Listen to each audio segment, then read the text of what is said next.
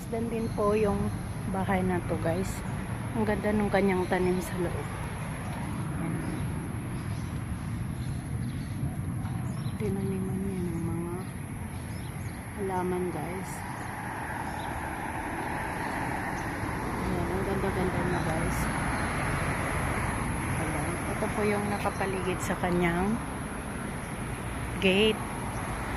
Ito po yung full na wall na nakapaligid sa gate niya, guys.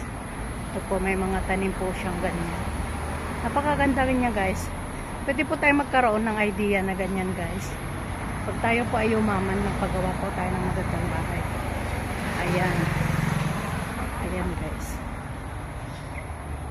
Dahil sino ba naman ang hindi nangangarap na magkaroon ng magandang ganitong bahay, guys.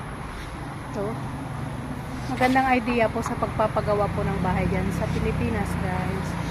Ayan. Para maluwang po yung ating bakuran. Ayan. Ang ganda ng kanyang fence. Ang ganda ng pagkagawa niya. Ang ganda ng combination po nung bahay. Tsaka ito, guys. Tingnan nyo po yung flooring niya dito. Ano? Na-drawingan po siya ng butterflies. Ang ganda niya, guys, diba? Sa labas may butterflies, fly butterflies. Ang ganda po ng idea ng bahay na to, guys. Ayan. Napakaganda, super duper na amaze po ako sa architectural nito, guys. Ayan, o. May inilagay siyang butterflies hanggang sa gate. Ayan. Yung butterflies.